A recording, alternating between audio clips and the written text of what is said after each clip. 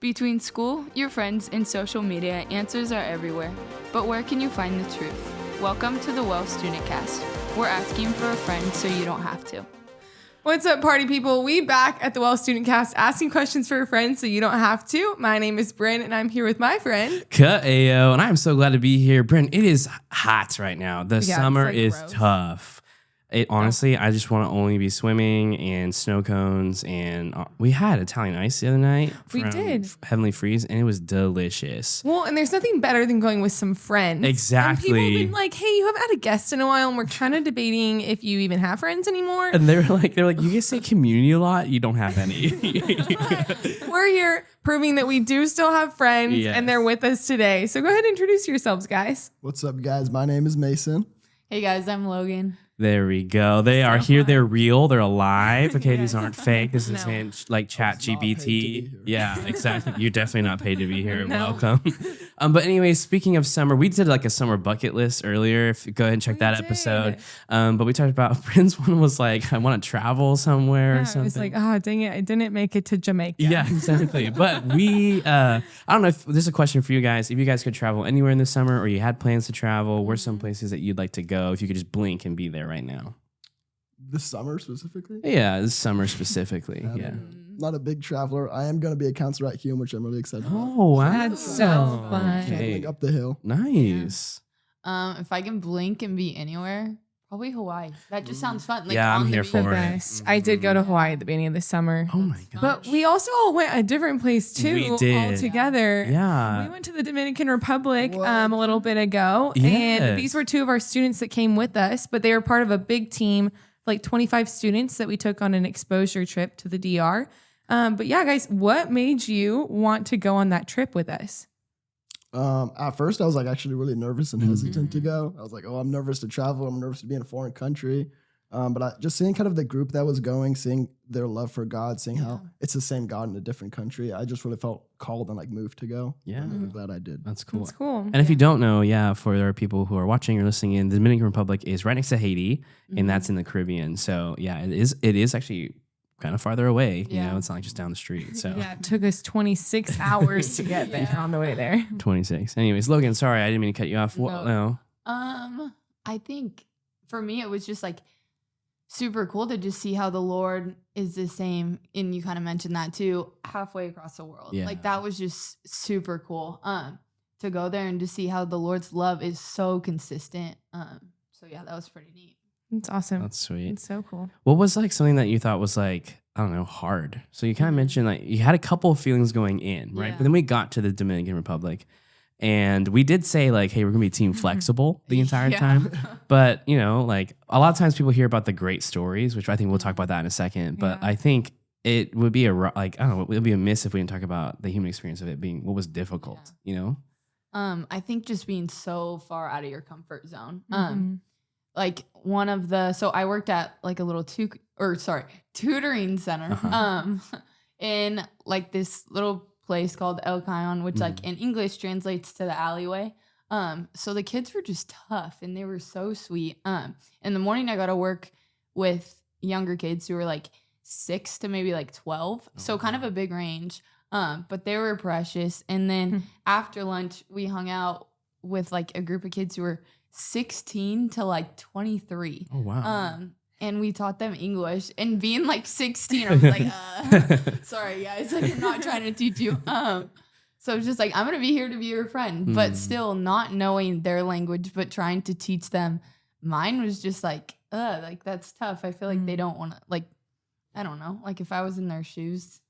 Yeah. Yeah. No, totally. Well, even with that, what you're saying, I think of like the idea that happens for so many of us when we go into any service opportunity where we're like, Lord, why me? Like, I can't be used in this way. You're talking about you're 16 in the class that you're in with 16 to 23 year olds. But the Lord's like, no, I placed you here. And so just like entering into that moment is really cool. So proud of you, Lo. But Mason, how about you? I think for me, the hardest part was just like exhaustion. Oh, yeah, it's real. You're way outside your comfort zone. I don't speak their language. I can't drink the water. It's everything is just completely different.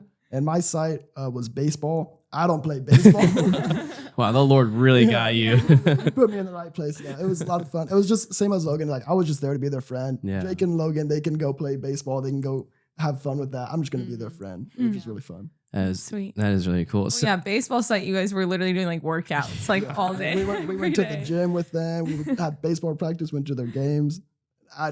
Baseball's not my thing. They'd get back in our site, we like would get an hour and a half long siesta every day, which is a nap. And we'd be like, yeah, we're a little tired, but like, and the boys were like, you had a siesta. We were at the gym. I'm like, oh, my bad. yeah, gosh, there were a lot of moments when I was like, that was really difficult and really, and I think really tough. I think just culture fatigue, not being in a place that's comfortable and familiar, always being sweaty. Because it was so humid. You took a shower and then immediately it was sweaty. Cold and sweaty. And it was cold shower. So yeah. Our shower was fine. Well, okay. Well, yeah, we did it. The guys had cold showers, which honestly was refreshing in the Yeah. afternoon. No, I got used to it. We Yeah. didn't have a shower head either. 2 showers, 1 shower head. Yeah, it was like a pipe, just like water. Yeah, it was tough. But so those are like the harder things, but I feel like they are rewarding though. So what were some like the sweeter moments, I think, for you guys while you guys are in the DR? Where like whether you saw that in other people or just like God reminding you, like what was sweet? Well, I'm gonna brag a little bit. I got baptized there. Which Yeah, is you did. You that should was brag cool. about Yeah, that. I mean, yeah. But I You think other definitely than should. that, it's the whole point. Yeah, exactly. But other than that, I think just seeing like the kids' joy. They're just all so happy. They're so welcoming. It was such a warm culture, and it was just so much fun being there. Yeah, that's Yeah. awesome. Sweet. Yeah, I think just the overall, like just the welcoming culture, it was so neat. Like we got to go experience like a dinner in the community with our site lead, and her name was Carolina, and she invited to prepare a meal for us. She had her mom, her sister, her husband, her like dad, and all of their kids. Oh, wow. Like were there to That's so prepare the sweet. meal. And then brought us the food and just left it on the table and didn't even eat with us. Like they ate our leftovers. Wow. Which was crazy because it's just like your guys' love and just like Yeah, like their like, generosity. Yeah. everything was just incredible. So that was pretty cool. And when people come over to Sweet. my house, I'm like, there's nothing. Yeah. You want gummy worms? Yeah. Your own food. Yeah, like bring your own food and come over to my house. Potluck. Yeah, exactly. Well, but that was one of the cool things I think for a lot of us was seeing again that like ministry almost of hospitality there. Where like we went into it being like, we're gonna serve these people and like like what do we have to give? Yeah. But so often it was like, okay, we don't have much, but like I'm gonna make you a cup of coffee at my house. Like walking down the street, random people from the community being like, oh, come in, like and making us a cup of coffee, giving us like our site one time, like this woman just put out like a whole tray of saltine crackers and like arrayed them so like cute. And we were like, okay, it's not about like how much you have, but the willingness to just give away what the Lord's given you was such a good reminder to all of us in coming home being like, how can we do that? But I guess that's my question for you guys. As you've come home, what has that been for you? Because you don't only live on mission in a foreign country. Yeah. Like we're called to live on mission every day. And so, for you guys coming home, what does that look like? What's the Lord been doing here? I think for me, it's just kind of an attitude change, kind of seeing how, like switching my mindset to seeing how I can serve people here. And on paper, serving there is way different than serving here. Yeah. It's different languages, different culture, different, like everything. But when you think about it, it's all the same God. It's all the same Bible. You just have to love people like God loves you. And it really doesn't matter. You don't have to go on the street and be like, hey, does Jesus, like, do you know Jesus? All that. You just love people. You know? Yeah. They're going to notice that. They're going to wonder about that. And For that's sure. your intro to talking about God. That's cool. Totally. Yeah. Well, that's what I mean. What the Bible says is Jesus says like that, like you will know, like people will know that you love me and follow me by your love for one another. Yeah. So I think that's actually a great point. So Yeah. I think it was just super encouraging to just see how like they put relationships first. Yeah. They put it over like everything. Like I don't know what my next meal is going to be, but I'm just going to love you. Yeah. Like I'm going to pour out all I have to you, which was super cool. And I also thought it was just comforting. My family's been in the process of adopting for the last 7 years. A little girl, her name's Lena. Oh, that's she pretty. lives in Haiti. But just due to like circumstances there, we're not able to visit her, which has just been tough. But going to a place so close to her was just so neat because it's like there's so much hope here, Yeah. you know? So yeah, that was pretty cool. That is cool. That is really cool. There was one part that really impacted me was when we did that poverty simulation night. Yeah. And just seeing like how like tough it is already just to live there, but yet the hope that they had. Yeah. And then the site leader Elizabeth mentioned the whole point of there's different definitions of poverty, which I don't know why it took me until going to another country to realize that. Because like we might be looking at them like, oh, they have poverty of like stuff, right?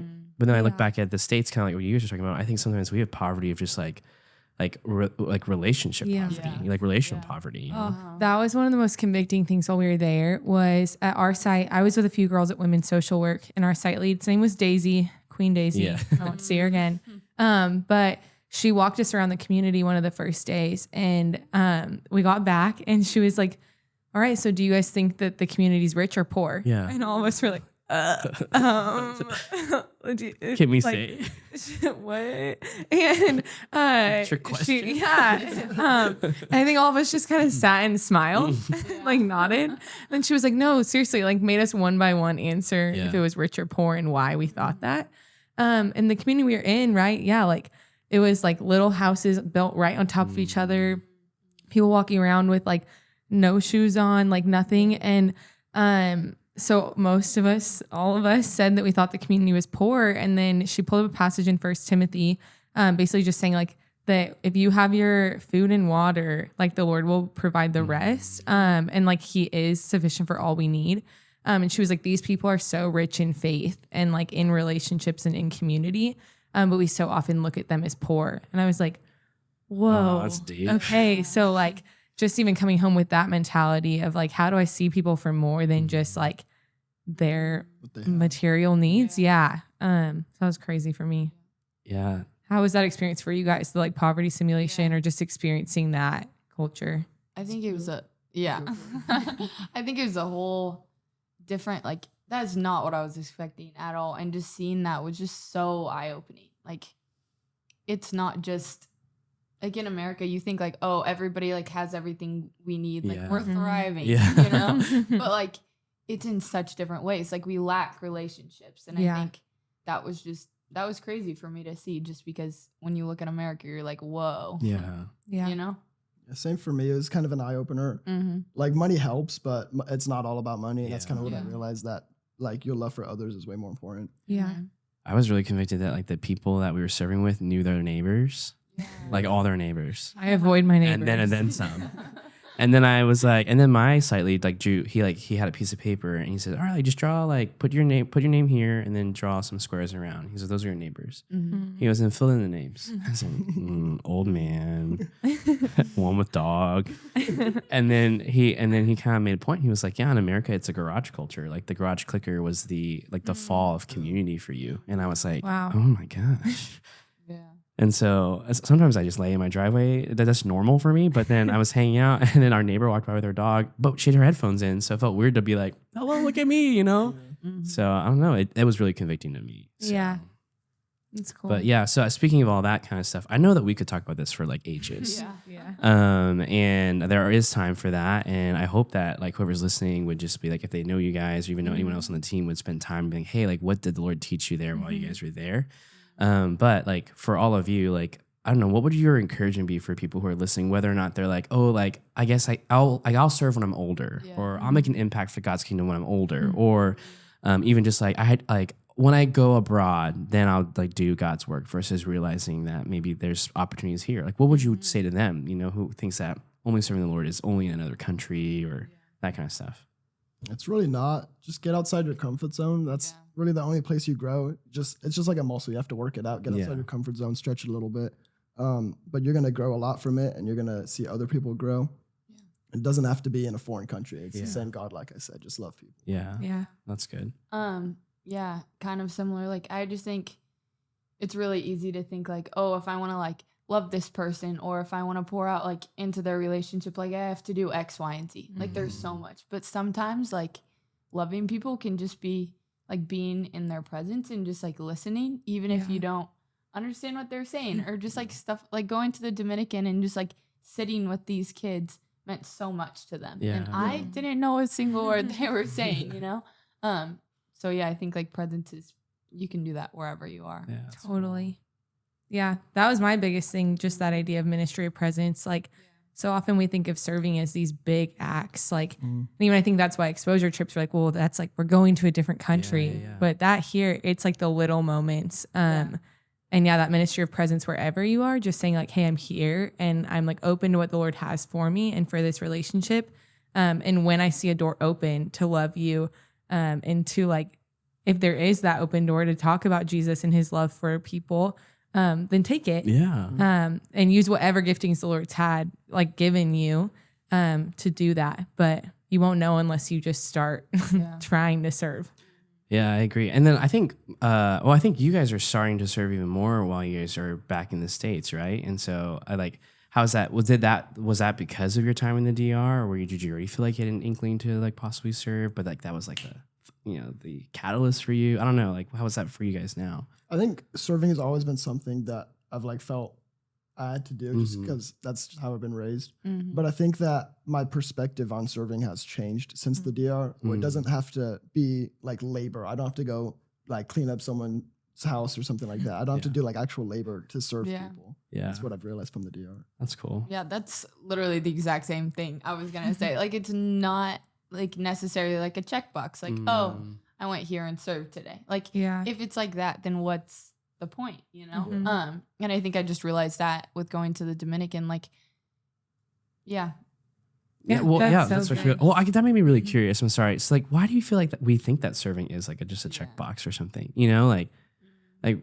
this something is different now, but for you guys. But I feel like even for me too, sometimes I think serving is just like, all right, I just go do this. You know, like why do you think it's that way? I honestly don't know. I just know that I feel like that's just kind of how I've been raised. Yeah. Even like in the Bible, it's like, oh, serving, like Jesus going to wash someone's feet. Like that's like a task. And so I feel like serving is just like a task that we have to do. Yeah. It's kind of just a constant. That you do. That's really cool. That makes sense. Yeah. It's almost like you guys are saying like, it's serving is also just a relationship. Like it is with the people. It's not necessarily what we do for them. A way of life, like a role of life type thing. Yeah. It's just like our heart posture should just be serving. Like looking, like putting others above self. And that's just a way you live. And so, sometimes that looks like going and doing a task. Like if I'm putting others above self, I see that someone needs help moving out of their house or something. Yeah, sure. Like I'll go serve in that way. Or like there's a park cleanup to do. Yeah. Like others above self, I'll go do that. But also it looks like your friend coming over and crying on your couch because they're sad. Like, okay, maybe I didn't have time to sit for an hour, but like others of self, like, you know? Yeah. So I think, again, sometimes it does look like a task, but it's more the mentality. And there are so many ways to serve right here, wherever you are. But like, there are organizations you can serve with. I don't know, Mason, you're starting to serve with middle school. You can serve at your church. You can serve in your community. You can serve your friends. Your family. What's the last time that you just went and took out your trash for your parents? To just be like, I just want to bless my parents. I don't know if I have done that. You know what's really cool is like my parents would sometimes like take my car and fill it up with gas. When was the last time I did that for my actual parents? You know what I mean? Like that would be so serving. Literally just heard me the other day be such a brat because my dad was being so nice and came in like got my oil changed and I was like, my car is gone. But he was being so nice. So, except when other people serve you. Yeah, too. that's one way of serving. Yeah. Anyways. But I don't know. I think that's kind of all that the time we have for today. Do, But do you guys have any last like wrapping up thoughts of just either encouragement for someone who's debating going on an exposure trip or someone who right now is like, I don't know if I even have a way to serve people or giftings to serve the people around me? What's kind of your last encouragement? I would say get outside your comfort zone and be patient. You don't always have to see the fruits of your labor. Like that's one thing that I kind of struggled with over the DR. It's like, it's a 2-week trip and I'm like pouring in so much love to these kids, but I'm not going to see the results from that. It's not about you to see the results. It's about them. That's real, Mason. That was good. That was really good. I think just that serving doesn't always look like an action that you're doing. Sometimes it is just like presence. And I think that was pretty cool. That's That's awesome. good. It's so Sweet. good. All right. Well, that ends up our time. And so that means we're done here. So we, go ahead, like, subscribe, leave a comment, share with your friends about these episodes. And we will see you on 2 weeks. All right. Bye. Bye.